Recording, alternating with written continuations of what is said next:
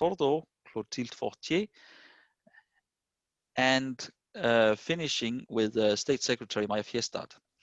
So Martina, I'm looking very much forward to hear about the work of the COVID action platform of the World Economic Forum.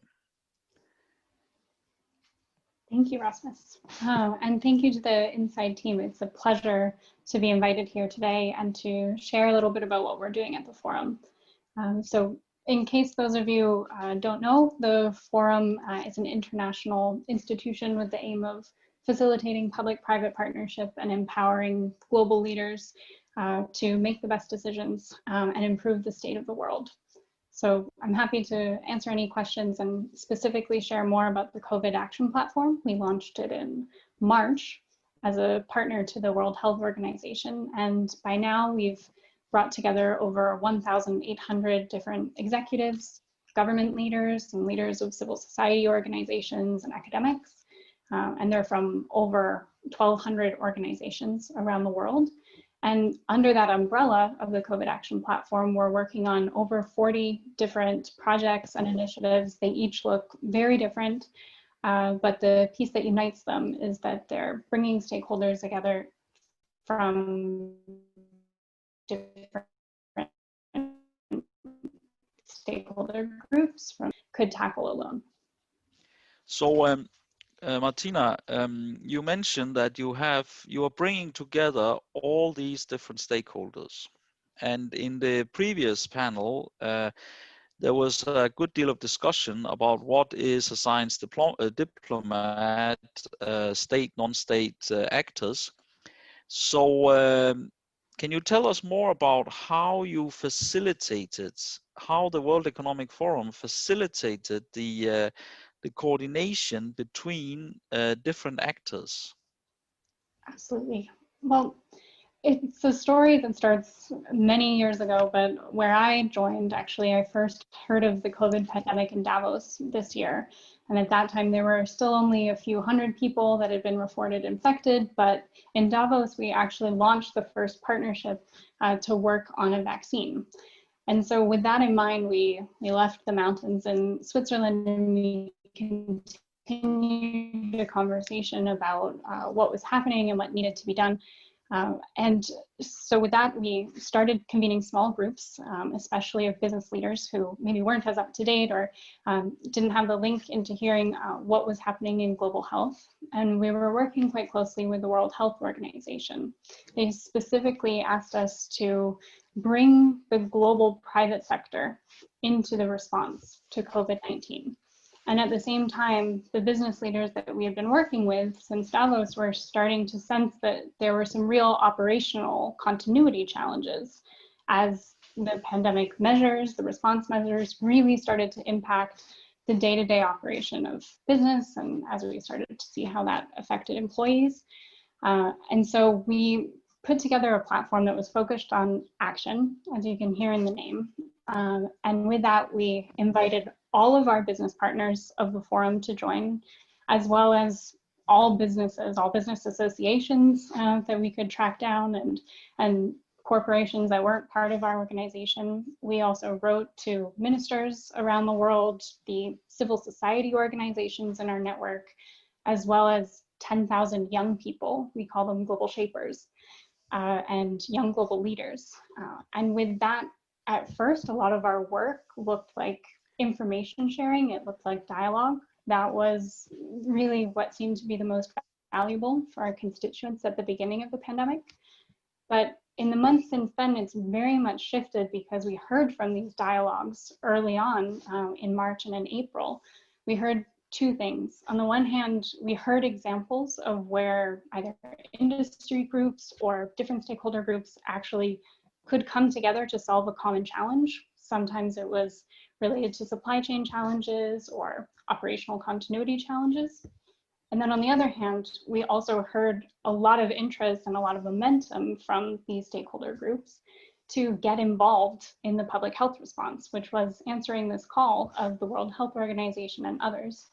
So the 42 initiatives that we've put together are responding to both of those needs to tackle some of the operational continuity challenges we see in the private sector, for social entrepreneurs, for civil society, and also to really respond to the pandemic in a broad way and across industries. Martina, one of the questions that has been very controversial in this connection and is in general, it's of course questions of intellectual property. Intellectual property and bottlenecks and monopoly rents, etc. So I think you were involved in questions of intellectual property and 3D printing.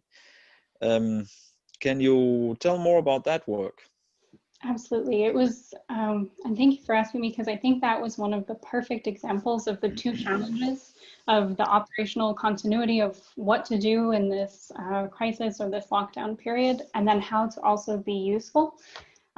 It was a fantastic example because we saw, after the World Health Organization, frankly, put out a list of all of the most needed supplies, whether that's pieces of personal protective equipment or medical supplies and equipment.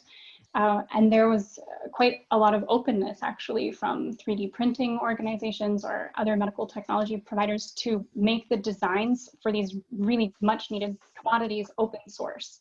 But the question was then, how do you take these open source designs and give them to someone who's not a medical equipment or a PPE producer? And we saw, because we have a fantastic community of 3D printing organizations and really across the whole value chain of this new industry, it's very distributed in local communities and around the world. And what we were able to do is to demonstrate how agile the 3D printing industry was. We could connect them with really good chains of communication to the WHO who could help identify the needs, but also with others, for example, who could help them with medical packaging, with regulators, with academics and scientists who could help be very specific about what was a piece of equipment that would be approved and useful in this case. And the 3D printing players actually pivoted their business operations from printing things like desktop supplies or other equipment, and they started 3D printing medical supplies or other commodities that were useful for the public health response. And it was solving two challenges at the same time. And what the forum did that was unique, and what I think these cross-stakeholder and cross-industry communities can be very useful in doing, is actually getting the information that was now open source and available into the hands of people who could do something with it and who were very actively looking to contribute, but they weren't sure what was needed or where to send it. So I think it's a fantastic collaboration that continues actually today, and many of these designs and the outcomes and the outputs, you can see they're still online and they're continuing with connections in communities and hospitals and so forth. Martina, you mentioned the question of vaccines, and vaccines is probably the only way out of this pandemic. And there, of course, we have a lot of money on the table. We have a lot of public money, private money. We have very stringent, naturally, testing requirements, and we have potentially great profits and benefits. So how do you navigate all these resources and demands and interests? Well, vaccines have actually been at the heart, and a perfect example now for over 20 years, of how the forum works and how we choose issues to focus on, especially these pre-competitive or these market failure, as you mentioned, questions, because this is exactly why we prioritize bringing together the private sector, governments, scientists, civil society together. So we've actually addressed market failures relating to vaccines for 20 years. And we're doing it today still regarding a COVID vaccine with the players that we've been working with now for over 2 decades.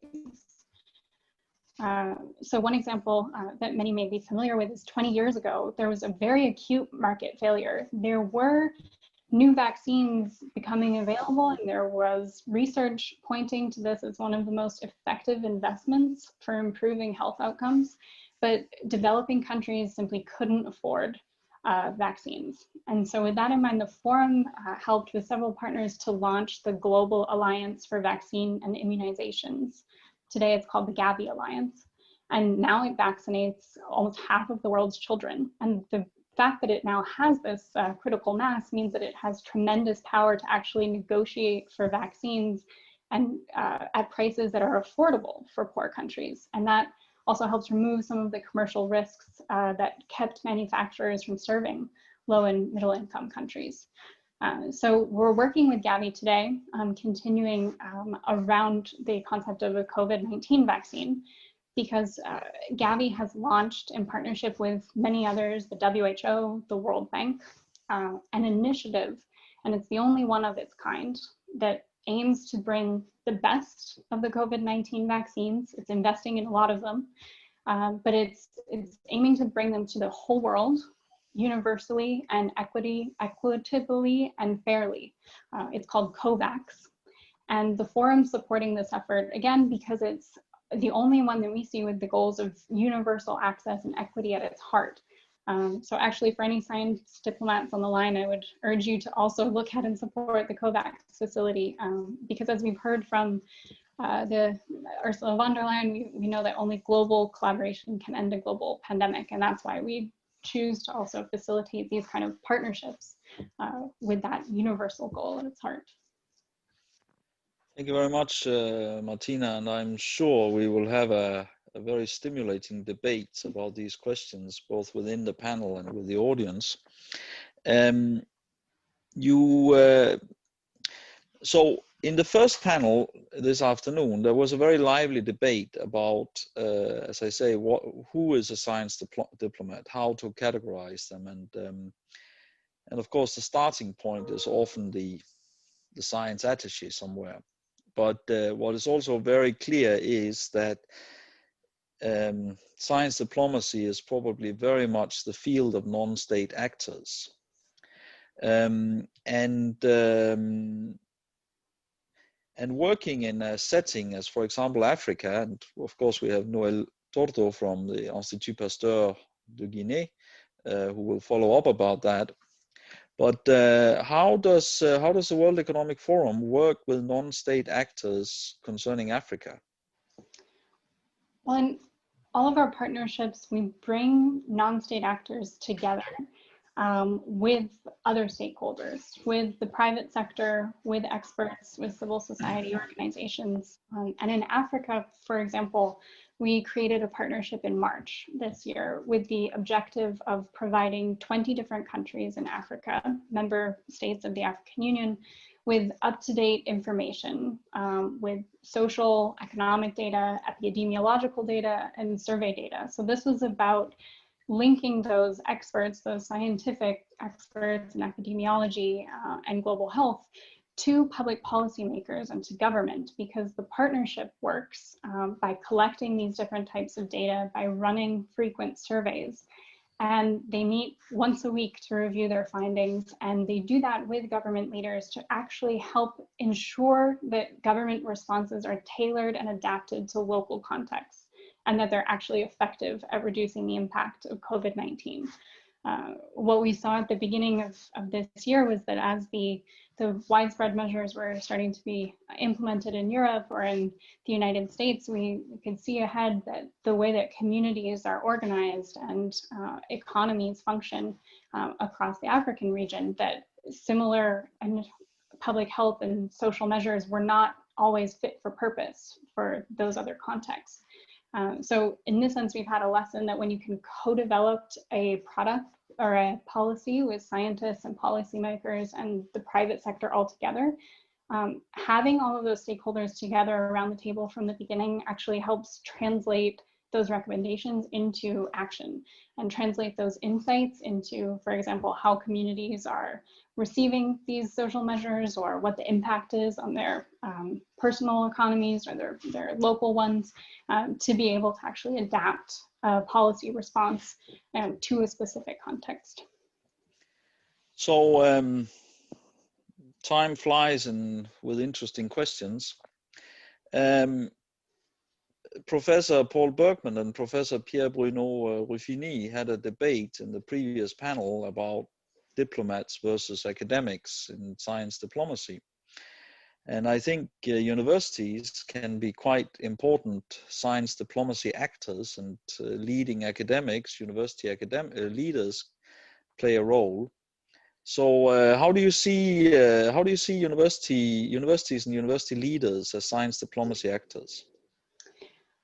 Well, you might not expect it, and I can come back to this in more detail in the questions, because I know we are coming up against a timestamp, as you mentioned, but we actually do have fantastic examples of collaboration among scientific and academic communities at the forum. And I think they're interesting blueprints to consider when we're thinking about new initiatives in science diplomacy. So I would encourage everyone to look at 3 communities in particular. One is the forum's community of young scientists. One is a series of mini think tanks called our Global Future Councils, and one is the one that you alluded to. It's our network of university presidents called the Global University Leaders Forum.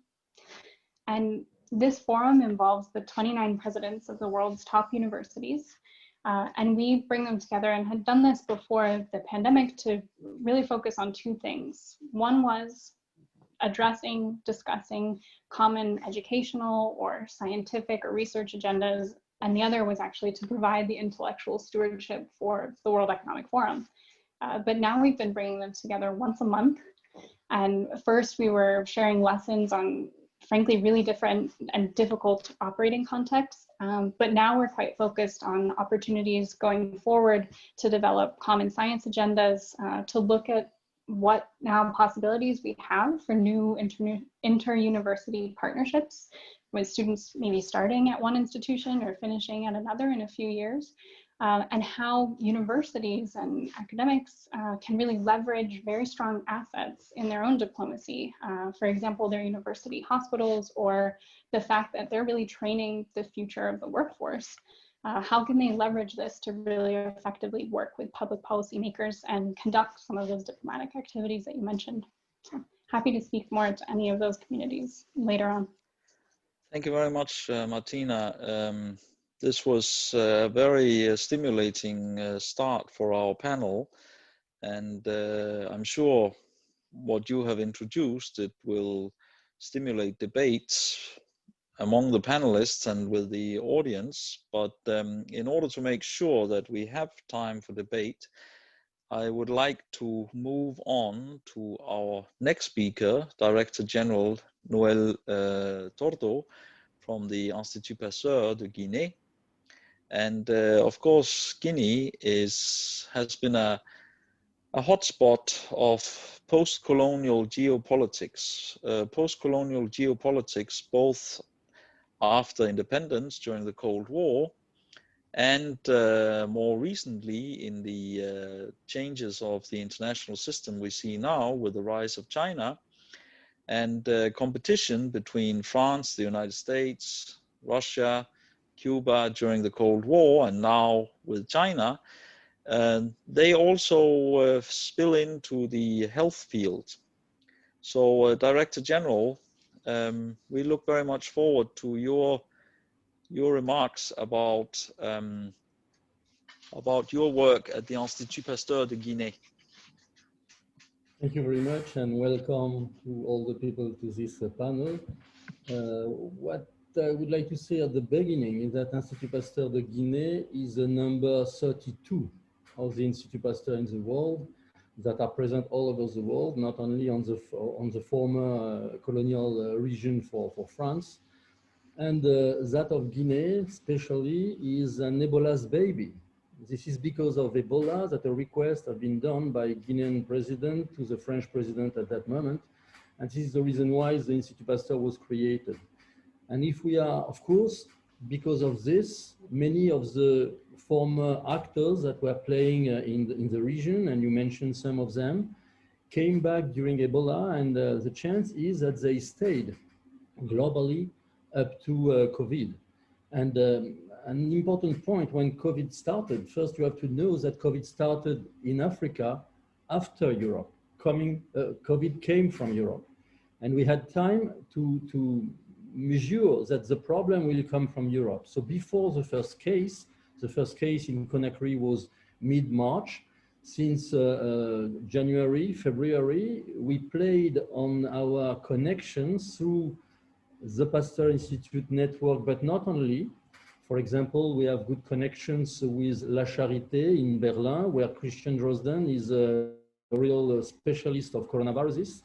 And through Pasteur Institute network, we brought in Guinea the primers. Everything was necessary to make the detection of the virus. And at the moment the first case came, 3 labs immediately were able to work. One Guinean lab, a second from Guinea, from the National Public Institute of Health, Institut Pasteur de Guinée, because I'm just saying that Institut Pasteur de Guinée is a Guinean institute, indeed, independent in finance and administration, but it is a Guinean institute. And one of the institutes which is present also in Kindia, in another place, and which is the Russian institution, because the Russian after Ebola stayed. And in addition to that, in the national position where you are looking at epidemiology in Guinea, the American from CDC were there. So from the beginning, all these actors from different origin and from different countries collaborate. And it was really necessary because all the shortage that you measure in Europe, you have to multiply by 10 when you are in Africa. And so what we did is that we used some of our, let's say, network from the Pasteur Institute and out of the Pasteur Institute to get some reagents, because of course in Africa you need to have all the reagents for everything. Then Chinese came. Maybe Chinese came for another reason, because China is present in Africa and in Guinea essentially for mining. As you know, it's not a big discovery to say that. But China understood that to continue, let's say, business, they had to help a country which is dependent of the international help in order to provide test, machine, equipments, even sometimes a training for people to be able to make diagnosis. And indeed, we got in Guinea 2 very important contributions from Alibaba. Alibaba is a Chinese Google, if I can say, and some of the mining companies that gave a lot of kits. And these kits allowed us to have a solid response. And Guinea was one of the countries where the response was the more rapid and the more solid. We were able to react at the beginning and to continue all over. So I'm not saying that we are in the sort of a beautiful country where everything is working well, but in terms of interactions during COVID, it was really something which was good interaction between the different countries that sometimes can be seen as competitors.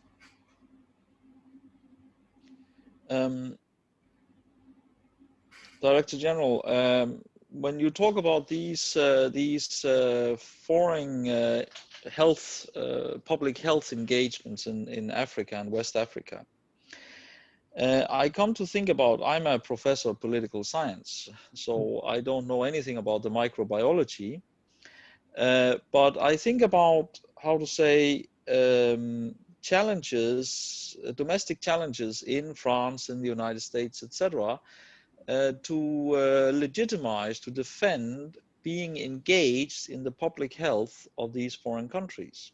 Because of course, we see very clearly, we've seen very clearly with COVID, with the coronavirus, how virus spreads very rapidly, and epidemiological intelligence is extremely important. But we also see political sentiments, I think, and for example, in the United States, that it's difficult to defend in some quarters being engaged in the public health of foreign countries.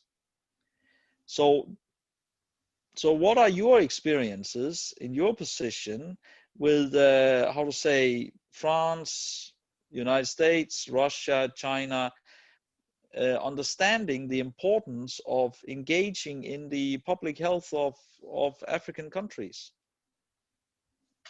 I mean, I cannot speak for all African countries. I can speak about Guinea as an example, and eventually it can be extended a bit.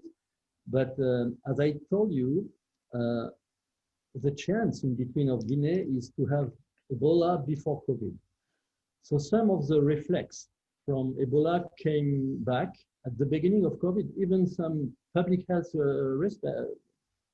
facilities, like for example, taking the temperature of the people very early, before the early case, or taking bleach to wash hands. And so all these people you are talking were already in Guinea. So you have two periods. The first period is a period of urgency. When there is urgency and the first case came, we didn't see any difficulty, let's say, diplomatic difficulty between the countries. After, you have the second phase, when it is starting, for example, for me, I'm a scientist to develop research, for example, and you have a research project with different sources of financing. Here, the competition can come, that's for sure. Then something that we experienced during Ebola, we take the example of Ebola, it's a former story, but very interesting in that, is yes, if Ebola is present in Guinea during the Ebola epidemics, you have some Ebola samples that are in Guinea. And there is all the time this dream of some country to say that, yes, those countries, Guinea, for example, do not know how to handle them. So we have to destroy the stocks in order to be certain that they will not, let's say, proliferate in a sort of bad way. This was one of the discussions that we had with the Americans for a certain time. The Pasteur Institute in Guinea is building a BSL-3 facility, so we are not manipulating BSL-4 viruses, but we are able to keep them in biobanks that are well secured, and just to be able, the next time an Ebola will come, to be able to make the diagnosis rapidly. This is the principle. Guinea was good this year during COVID, because we were able to make it before it started on our ground. Because for that time, it didn't start in Africa. In most of the case, it started in Africa. You can see that Ebola is still burning now in République démocratique du Congo. So this is the region. So you have two steps. You have the first step, which is urgency, reaction. And I must say that in this step, we are really a good interaction. Then you have a second step, which will come with the vaccine, which will come, more economical and more, let's say, diplomatic for scientists to take a prominent position. And this is more competition. So it was not competition at the beginning, and even people that didn't really, up to now, participate in public health, the Chinese. So the Chinese, yes, built an hospital a few years ago in Guinea, but they were more interested in mining. But they came because they understood that health was healthy for their business also.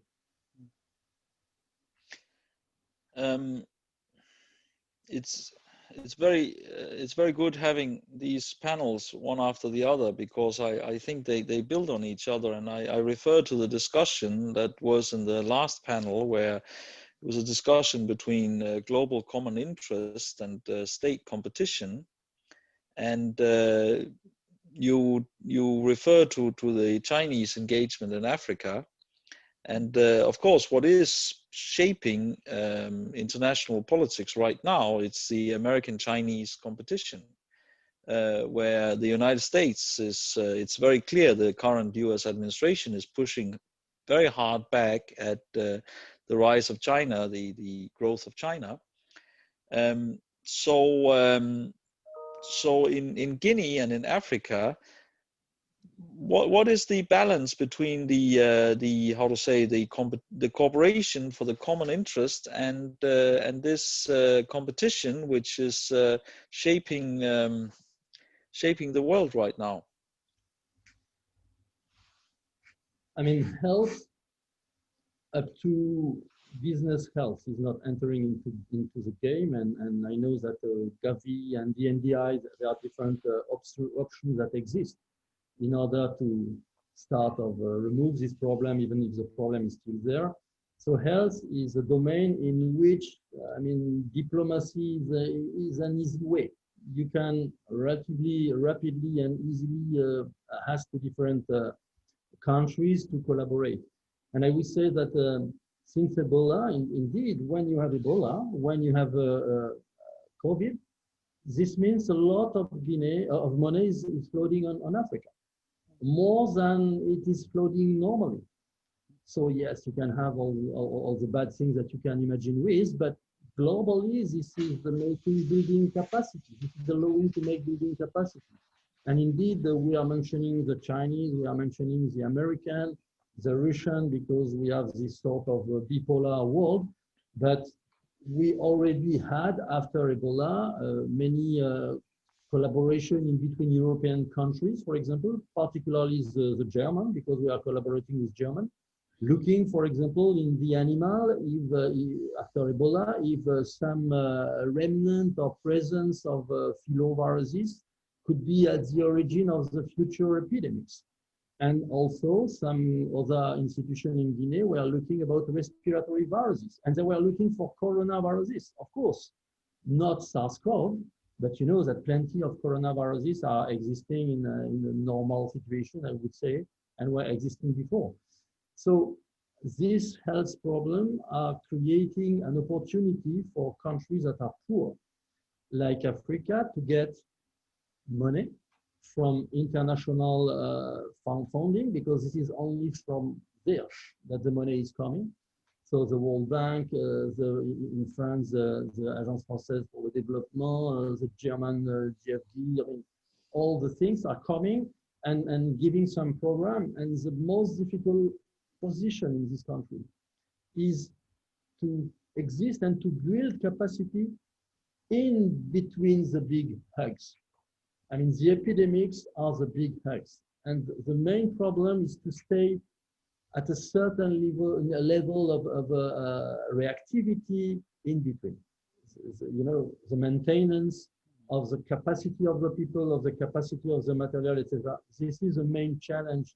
And this is one of the challenges that Institut Pasteur all over the world are fronted regularly. But this will be the main difficulty now. I hope that one day COVID will stop.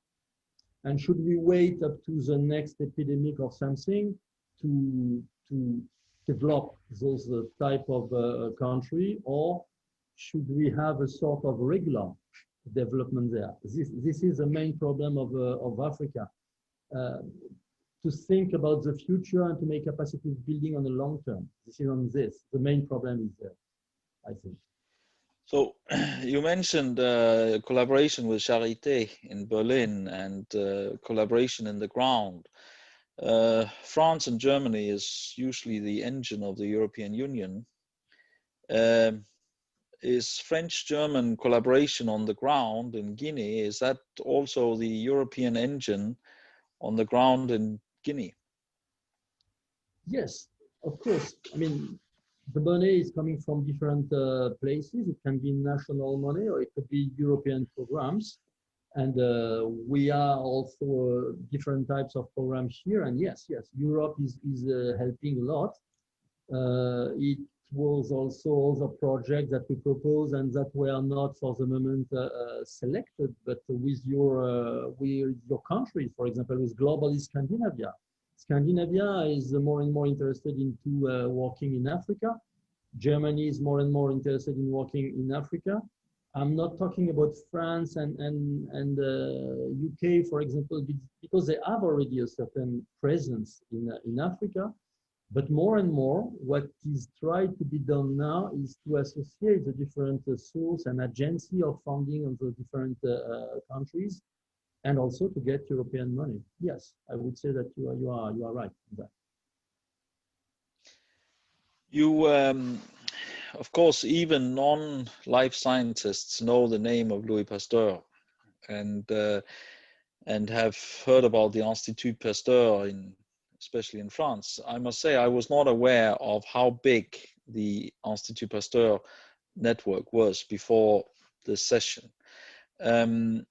So to close our discussion, is the Institut Pasteur network, is that French science diplomacy par excellence? I would say that yes, because of the building of the thing.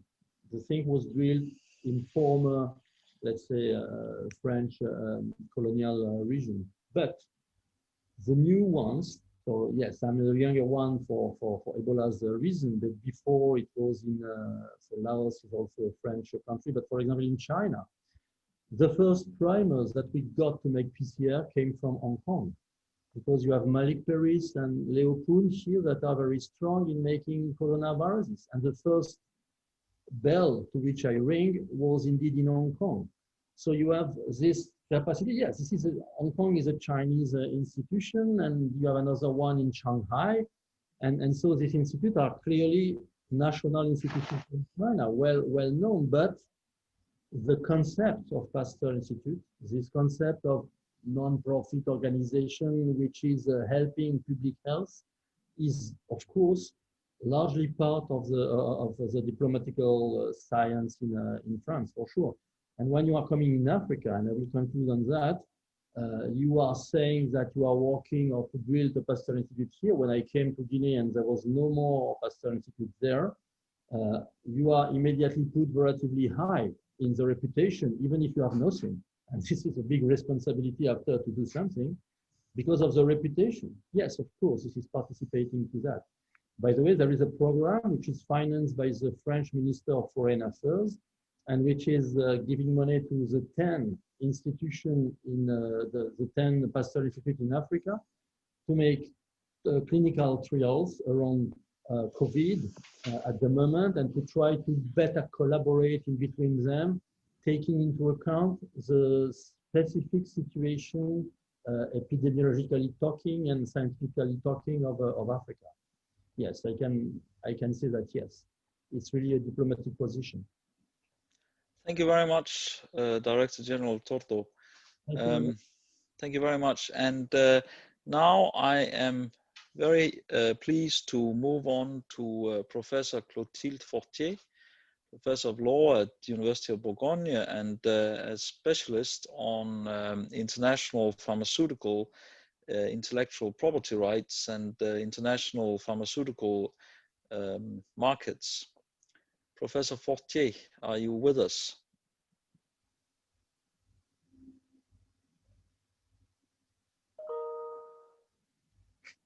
We cannot hear you. You are still muted. Sorry, can you hear me right now? Yes, we hear you. So we look very much forward to your presentation, your remarks. First, thank you very much for inviting me, and thanks very much for, I was very interested by the speech that we just heard about from Director General TORDO, because he spoke about collaboration, and I will talk about competition, which is not the same. I would like to develop 2 points.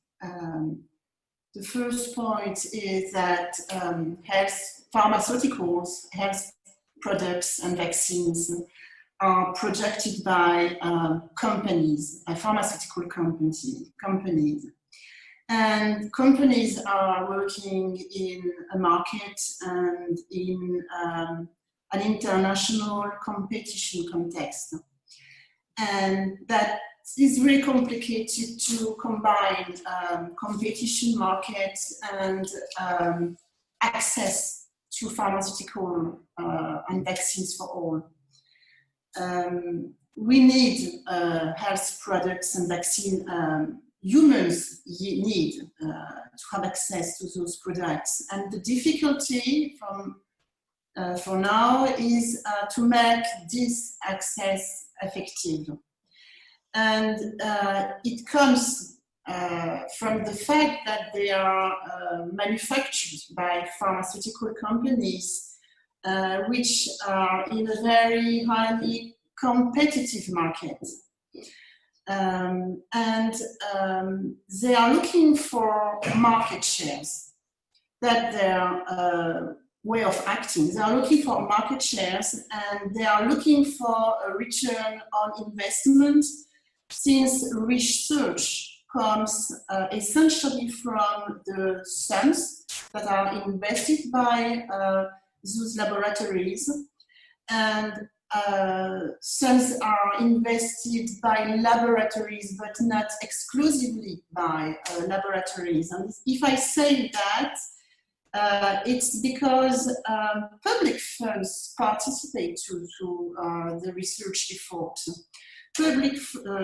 Public funds, and I don't know if you are aware of what happened in France in May or June, when Sanofi, the French laboratory, Sanofi announced that they would give priority to supplying the Americans and the Chinese with vaccines against COVID-19.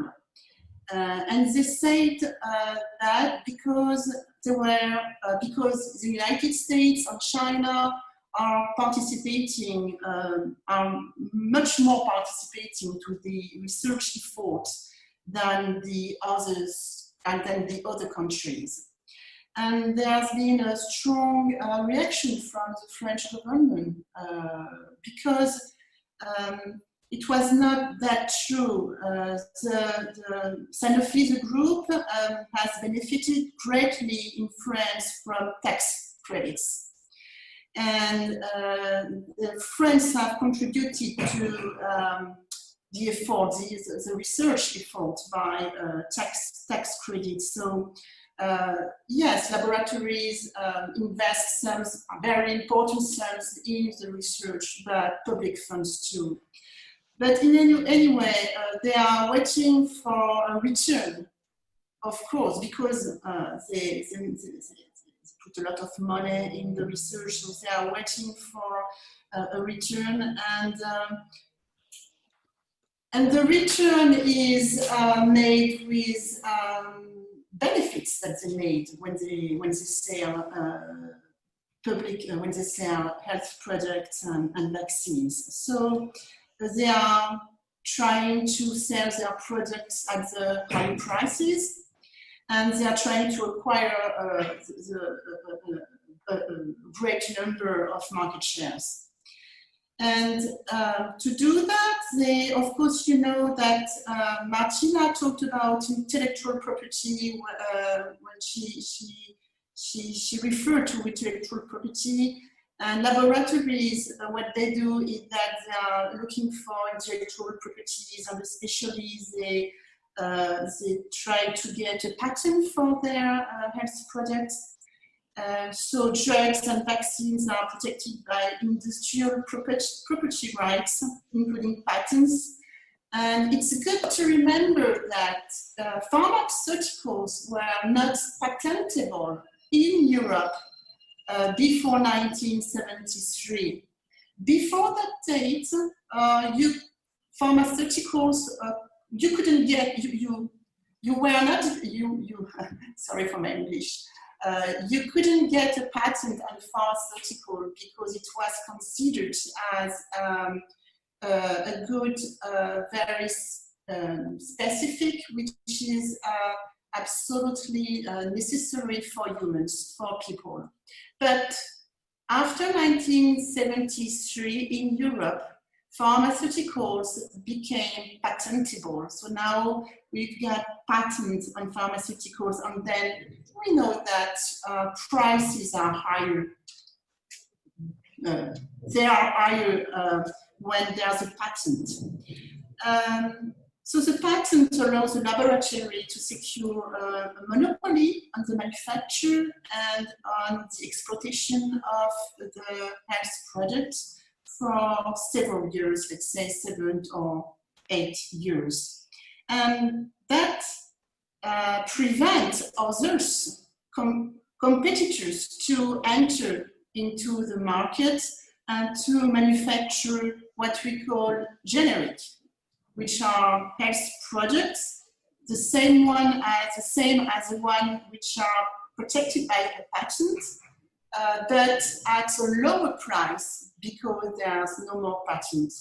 So health, you see, I just wanted to point out that health is a market today, and it's also a global market. A global market And we saw with COVID-19, especially with, you know, what we call substance active ingredients or excipients which are needed to make a drug. Well, we saw that we cannot, I speak for France, but it's the same for the United States, or it's the same for developed countries. They can no longer project their drugs in their states, in their territories. Why? Because of the globalization and the supply chain.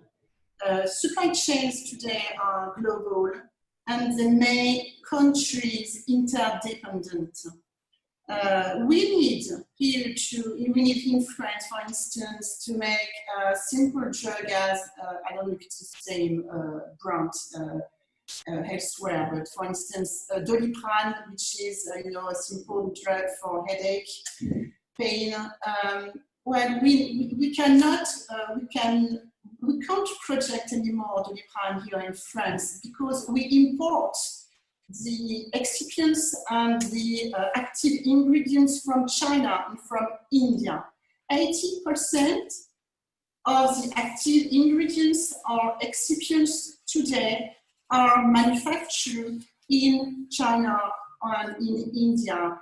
And so we are dependent now from those countries. So in the market system, access to medicines and vaccines can be difficult now.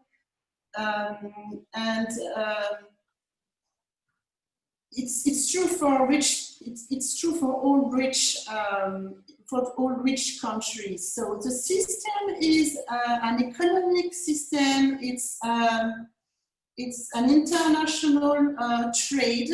Drugs and vaccines have a high price, and that price might be a problem to get access for all to those problems. So in that system, what's important is to know if tools exist to make easier the access for everybody to vaccines and to the future vaccine for COVID-19 and to future drugs against it. Tools exist, yes. Tools exist in the international trading system and outside the international trading systems. For my part, I think it's very interesting and useful to try to use the flexibility that exists in the international trading system to improve access for all to those essential goods. There are flexibilities, there are exceptions that can be used. I can cite, you might have heard about it. I can talk about the system of compulsory license that exists today within the WTO since the Doha Round Agreement, And I must say that Europe has worked a lot about that system, about that flexibility. And Europe has worked a lot to make it possible, especially against, I must say, the United States that have long been opposed to the implementation of the flexibility, which is offered in the TRIPS agreement. If I can try to summarize, I would say that the WTO multilateral trading system today allows the poorest countries to issue a compulsory license, allowing a non-patented laboratory to manufacture and market a drug, even though this drug is covered by a patent. It's really interesting because then if you can project a drug with a compulsory license, then the price will be lower. Some people say, but this system doesn't really work because it's not been used many times. That's true. But it's also false because the system, the actual mechanism is used, I would say, it's as a deterrent, and it forces laboratories to negotiate their prices, to differentiate or to reduce their prices when they are not affordable for people in poor countries. Other possibilities exist, but I would say that there are other tools that exist which are not in the international trading system, but which are outside. Initiatives are often philanthropy. Director General TORDO talked about international fundings, for instance. Yes, international fundings too, philanthropic international fundings, yes. And I would say, I don't know if you read about that in the past few days, but the World Health Organization has recently created a system of access for all to the future vaccine. And MARTINA talked, I think, if I well understood what she said, she talked about GJEDSSØ, and it's part of it. It's a mechanism, it's a kind of pooling of poor cases. It means that rich countries who adhere to the mechanism and poor countries, they are going to pre-order vaccines with the WHO agency, and then rich countries will pay more than poor countries. So it will make possible access for everybody. But what's really surprising for me is, as you can read in the press, the United States and China have already said that they will not participate. The European Union said that Europe will participate and will give some money to make that system work. But the two most powerful and richest nations in the world have already said that they won't participate. That might change, but today this is the situation. So we need solidarity, we need solidarity on these issues, and from my point of view, we need to work on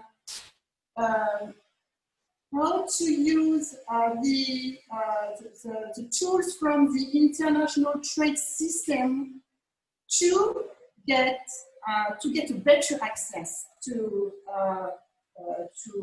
drugs for everybody. I mean, it's not only a matter of international funds.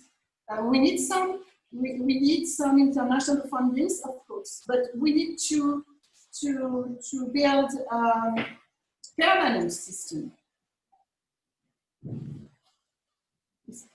Professor Fortier, thank you very much for these remarks.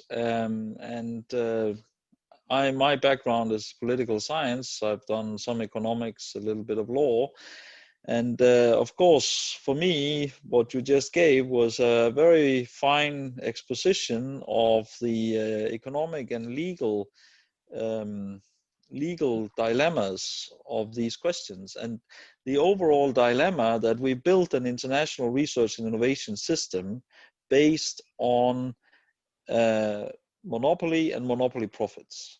That somebody makes an investment in research, public or private, somebody captures that in intellectual property rights and then can collect monopoly rents for some time. And I think it's very much an open question whether that research and innovation system is a sustainable and equitable research and innovation system for the future. So I look very much forward to the continuing discussion. Now I would like to continue to our last speaker, State Secretary MAJA Fierstadt.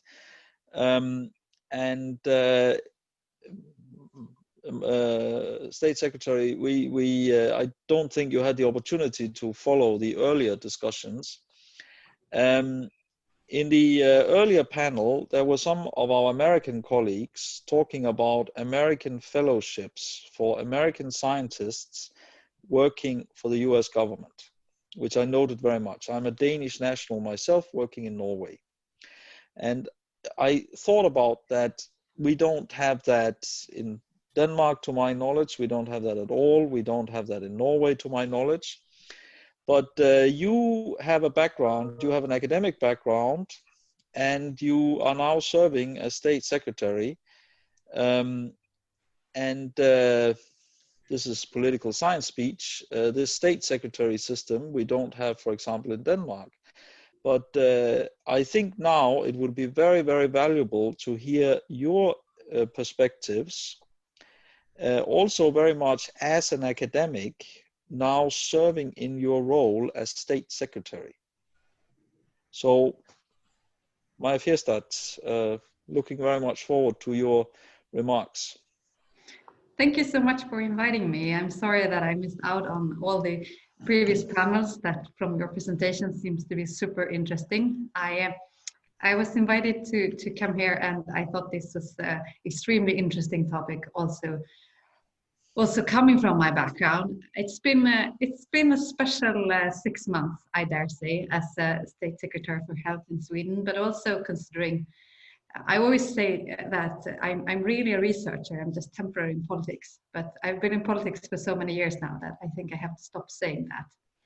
But one of the things that I think have been most difficult during the 6 months is that we've been forced to take so many political decisions with very uncertain background knowledge. And I mean, no one has really known how this virus will develop. And we've been continuing to ask immunologists and of course our agencies, but there have been no certain answers. And I think politics or policymakers, they work poorly under uncertainty.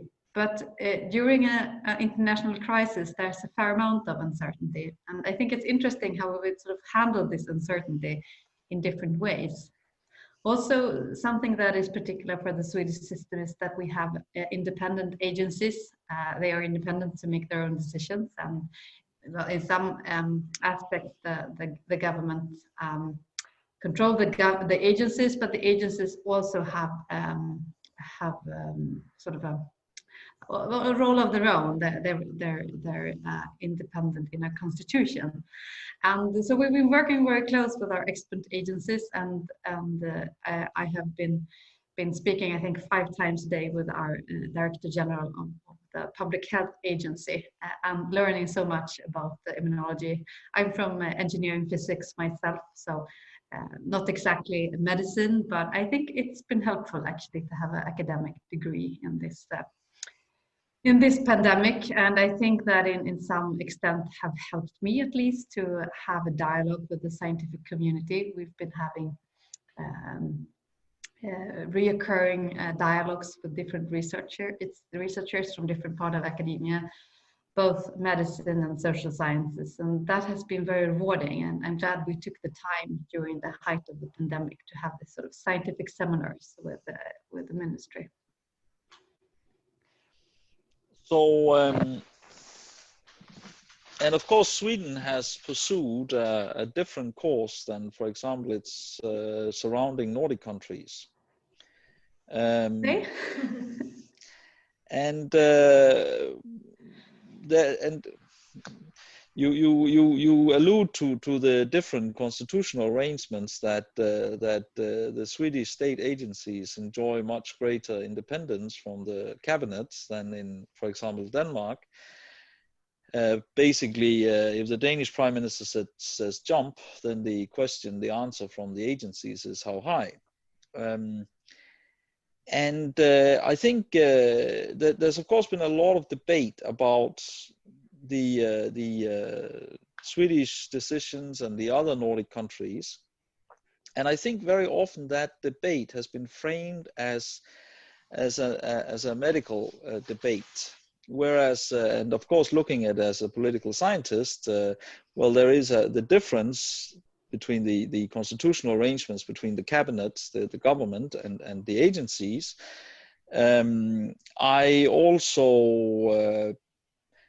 I have also been thinking that the Danish Prime Minister, the Norwegian Prime Minister, the Finnish Prime Ministers, I think they have a very, very strong parliamentary position, whereas I suspect that Stefan Löfven's cabinet has a relatively weaker parliamentary position than the other Nordic governments. And this is, of course, becomes very much a political science question, but I cannot help myself asking how that might have influenced the Swedish decision making. Because you make the point that governments have been making a lot of very consequential political decisions, which have, I mean, spending money like there's no tomorrow, under a lot of uncertainty. And you have a lot of things feeding into these decisions. You have epidemiological factors feeding in, you have macroeconomic factors, you have political factors. So yeah, please explain to us how this Swedish decision-making space has worked. I think it's a very interesting question, how our parliamentary situation has sort of fed into the decision making. I would dare to say that hasn't influenced much. We've had a great political agreement, I would say, about all these different decisions that we've taken, or the decisions that we have not been taking. The only party that really has differed from the general path is the Sweden Democrat, which is our right-wing populist party. And I think it's interesting why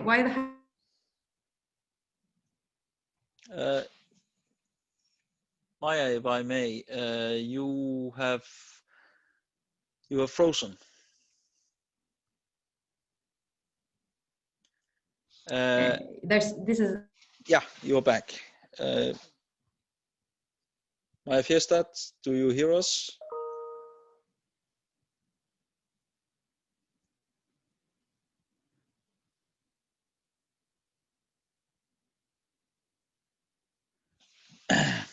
We seem to, okay. I'm back. Yes, very good. We saw a helping aid for a brief second. That was my brilliant colleague Sophia. I think it was the Minister of Finance that hacked in and stopped the broadcast. So the Swedish, how to say, decision-making room.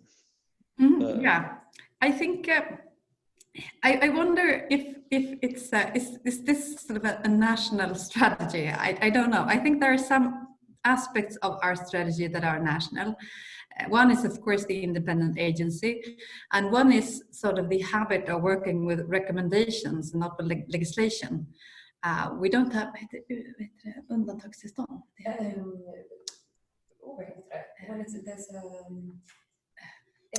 What is the Swedish word? Yeah, undantagstillstånd. What's that in English?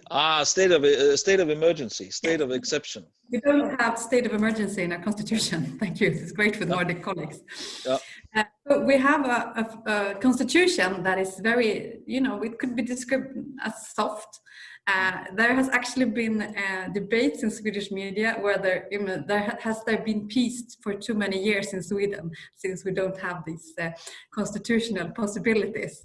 But I would say that it more has to do with a habit of working with recommendation. And I would dare to say that our recommendations has worked very well. I mean, if you went to Sweden in April or May, no one hanged out in restaurants or clubs. I mean, we recommended people to stay at home, and they mainly stayed at home. Something that differs is that we did not close schools. I mean, we closed secondary school, but not primary school.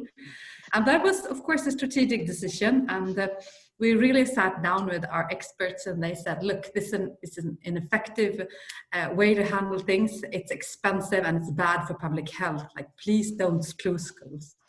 So that was very much actually a dialogue with the experts saying that. And I think, I mean, we're very open, I would say, to evaluation. I think all governments are in a phase where we were being evaluated, and I think the closing or non-schooling, closing of schools will definitely be a part that will be evaluated, and I'm very humble about that will come out. But at the time, it definitely felt as the right policy decision, even though we went in another way than the rest of Europe. So now we had a few words about, how do you say, the Swedish decision-making process internally. The Nordic region has an ambition of being the world's most sustainable and most integrated region. Yeah, and what happened with that? Yeah, what happened with that? And yes, we have, in many ways, the Nordic region preceded, for example, the European Union in social conventions and integrated labor market from the 1950s, something I'm benefited from since childhood.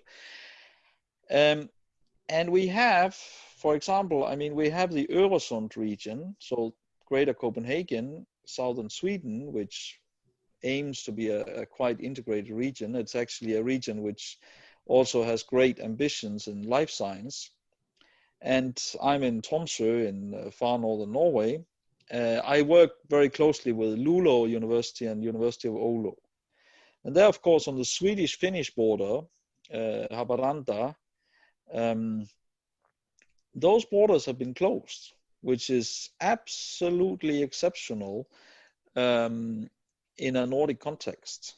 So, so how has what has been like to be the Swedish government in those relations? Speaking of diplomacy, now well, you can see that my last name is Norwegian, I think, since you're living in Norway. I myself have also benefited from the movement between the Nordic countries, or my genes and background. I feel grief, actually, for what happened to Nordic cooperation. We used to have non-existing borders, and of course, we've had very close dialogues with the Norwegian, Finnish, and Danish governments, and of course, we respect every single decision they have been making. With the Haparanda region, it's very difficult because so many people commute over the region. For example, I mean, healthcare personnel commute to Sweden, and ambulance drivers commute to Finland. I mean, both countries really lose from losing this border commute. And I think that we need to invest in Nordic relations again. That would be my answer, that we have to rebuild it. I think we have seen, we often speak about how close we are and how similar we are, but we've been seeing some of our differences. And one is the relationship between agencies and ministries. Our constitutions differ, our way of working with the recommendations differ, and actually we had a very different injection of SARS-CoV-19, I dare say. I mean, we had a very bumpy ride in March, April with a very severe virus development and many people falling ill, whereas especially Finland and Norway was hit much easier, and of course had another development. So I think we need to work on that relationship, don't you? Yeah, definitely. But I think you brought up something very, it's all very important, but something I find particularly interesting, important. It was this thing about decision making under uncertainty. Because I also think that's, how to say, a difference perhaps between the academic domain and the political domain. That in many ways the academic domain, it moves slower, and you can correct course along the way, whereas in the political domain you're making very consequential decisions all the time, and those decisions can be under great uncertainty and with very little knowledge. And now, I mean, the European Union struggled very much with coordination, the Nordic countries. So on a European basis, how can we make these decisions in a different way in the future, so that we may make more coordinated decisions? Oh, it's interesting, isn't it? We really thought that we had such strong international cooperation and that we built this transnational bodies for decades. And then when we finally were hit with a real crisis of the transnational, or not well, but the transnational cooperation were challenged, I might say. I think as a researcher, I often communicated with policymakers, and I was often frustrated that like they don't listen. Telling them here that this is the right path to go. And as a politician, I can see that sometimes it's the right decision is not to follow science. I mean, often the right decision is to follow science, but that's also what democracy is for. I mean, democracy is not technocracy. So obviously there are times when we need to go in another direction. But I think that during this the crisis that is really driven from something biological, there's all reason to work closely with science, and sometimes it's also a challenge for policymakers to realize that science never speaks with one voice. That's what science is about. I mean, science is all about controversy, and scientific debates is what's driving science. And sometimes the Minister of Justice calls me and like, oh, but this researcher says A and this researcher says B, and like, yeah, that's science, and I think that is also something that policymakers need to relate to. I mean, we have to understand how knowledge is made, and I don't think policymakers is very good at that. I think that there are some fantastic initiatives taken on the EU level to coordinate better and to work more closely with the international bodies as ECDC and other knowledge-based agencies. And I think that we will find a path. I'm optimistic. Are you? Well, I'm perhaps not an optimistic person by nature, because I have a little bit of a political experience myself, and I also think people have to understand that sometimes in politics people don't act in good faith, and you can have there can be many interests, there can be many aims in politics. But back to this question of the decision making under pressure and uncertainty. In the case of Denmark, I mean, the Danish Prime Minister, Mette Frederiksen, it turns out she was presented with two contradictory advices. One chief public health official is much more laissez-faire, and the other one is much less laissez-faire. And on the spot, she decides, I listen to you, I don't listen to you. And that's how a society goes down one road. Yeah. And that kind of decision making is probably it's probably how to say very unfamiliar. It's what? It's very Danish. No, I mean, because I think how to say Denmark behaved quite similarly to, but I think that kind of decision making where under a lot of time pressure, a decision maker has to choose between two opinions. And I think that's perhaps not very familiar to many people in the public or in academia generally. Yeah, that's true. I think that's really why we have agencies, I would say, to help us choose. I mean, it's very seldom that two options are, the same in consequences and value. But of course, the difference during the COVID epidemic is that we needed to do this very, very fast, all these decisions. We would have given an assignment to an agency to evaluate and come back and, make calculations of the effects. But it's been very quick, and politics are challenged by quick decisions. On the other hand, it's really the best part of politics also, when you have to go in a direction. So I think some important parts of this is to make quick and uncertain decisions democratic. And I would say the need to involve parliament and the need to involve other stakeholders from society, to have a dialogue both with academia but also actually with civil society and the NGOs. That would be challenging during a national crisis, but it would also be necessary. Sophie is getting very restless here because I have to run to the Ministry of Justice. I know. Last question. Yes, no, I want to, how to say, time flies in interesting company and interesting questions. Any questions from, and Maja Fierstadt has to leave us in a second. Any questions from fellow panelists to Maja? Just put up your hand. Clotilde, you have turned off your camera. I can't see you. Quick question. Yes, Noel, if I may. Yes, I was very interested by your last part of your talk, particularly when I'm a scientist too. So if you put two scientists in the same room, by definition, they will discuss and they will not be exactly on the same opinion. And I can imagine the difficulty then you have to synthesize that as a politician taking a decision. But I was particularly interested when you talk about Europe and the fact that Europe should have better communicate. I think that communication is important, but communication is not uniformity, because sometimes it happens that in different countries, the reaction should be different. So if I'm moving from Europe to Africa, all the decisions that were taken to try to improve the situation in Europe do not apply.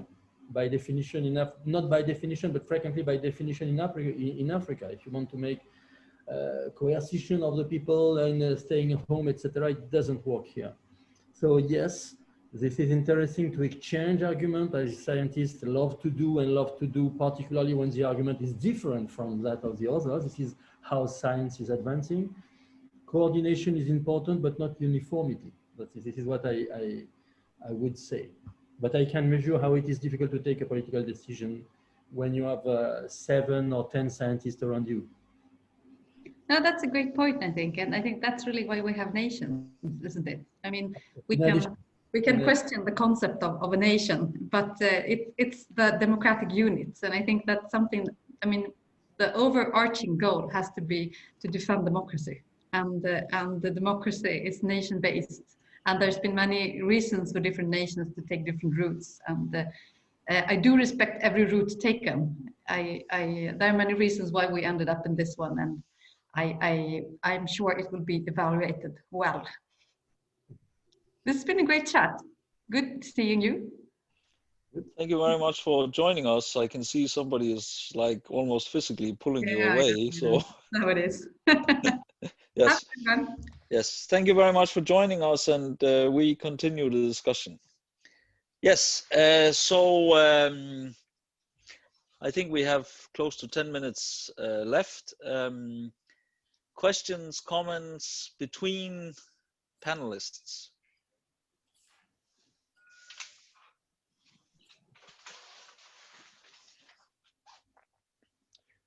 Okay. Noel.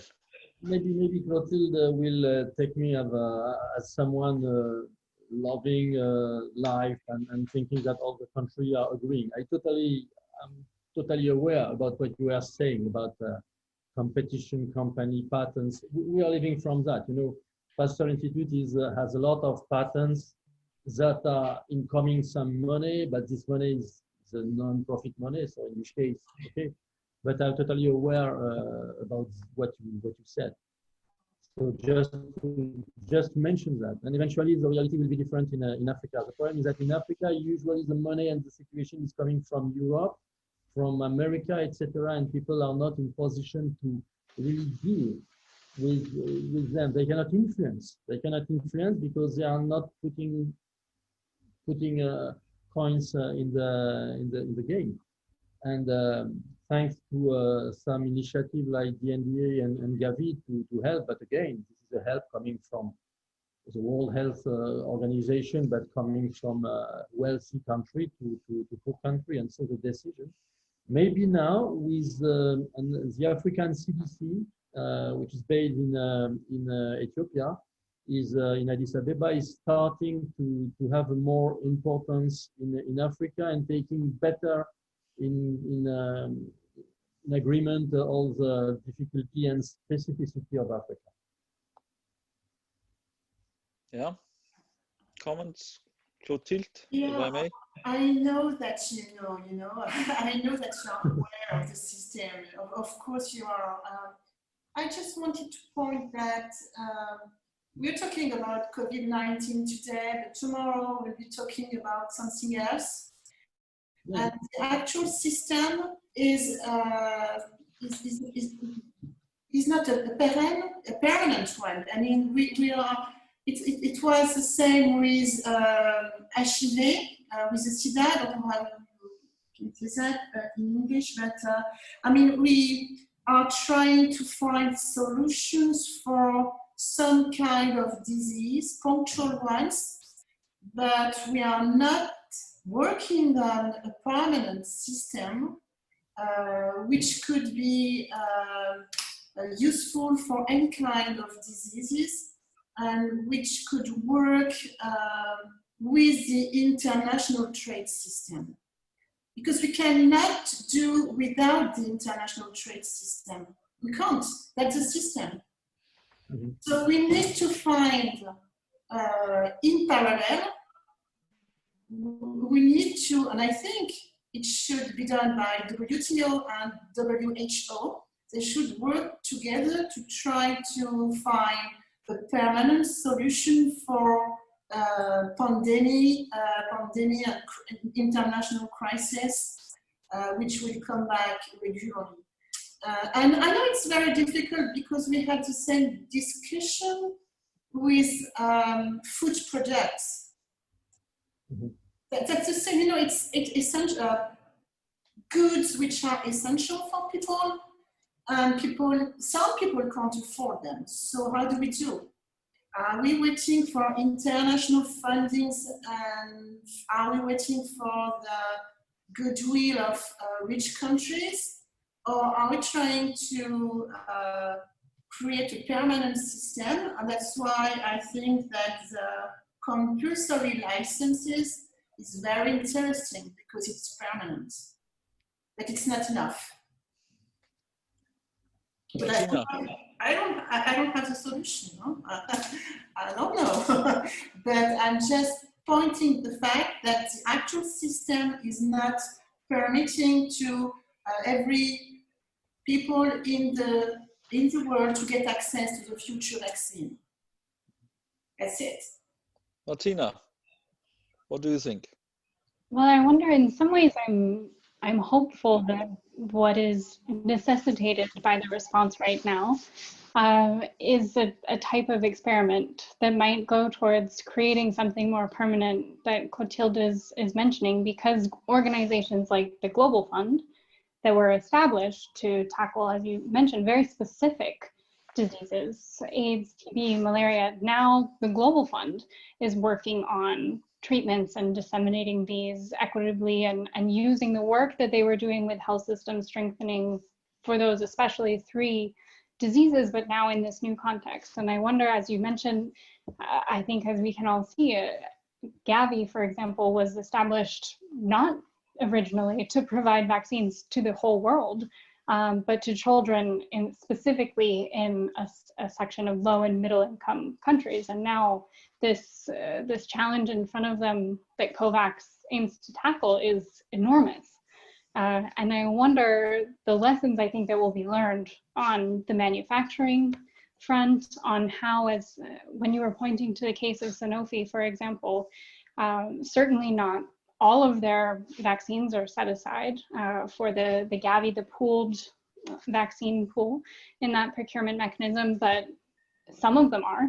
And I wonder if that can be a good first step towards moving away from what you were mentioning, you know, individual agreements with countries, the fight for market share, to at least now we have a precedent to build on, either expanding the global health architecture that we have, or a new kind of way of partnering in a different way for something more universal.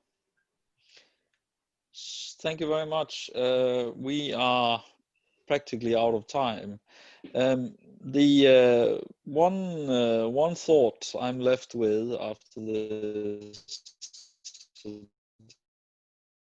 discussion built up the last decades. Clotilde mentioned this change of policy in '73 with patentable pharmaceuticals in Europe. So over the last 30, 40, 50 years, we built up a system very much based on intellectual property rights. Combined with globalization, the production in China and also India. And now I see this system coming under a lot of strain. One is the Sino-American bipolarity, that this integrated global supply chain where China was a major site of production, that will not be allowed in the future. And also, of course, I have the pleasure of going to China every year for research or teaching, not this year. But of course, there's an enormous amount of science and development and innovation coming out of China now. So I'm thinking, what is a future bipolar system where we don't have the integrated supply chains and we have much less, how to say, science will be relatively less Western. We don't have time to answer that, but perhaps if anybody has a quick closing remark to what I just said.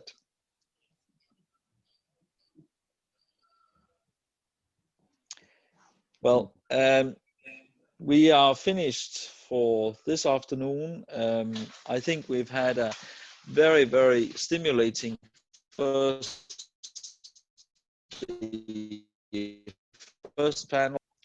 I think it falls upon me to thank everybody, thank this panel for this afternoon, and to welcome everybody back tomorrow morning at 9 o'clock for the third panel, Researchers and Research Institute Shaping an Informal Global Action Through Diplomacy. I don't know if anybody from the coordination wishes to conclude this afternoon. Otherwise, again, thank you very much to the panelists, and thank you very much to the audience. Thank you. Thank you very much. Bye-bye. Bye-bye. Bye-bye.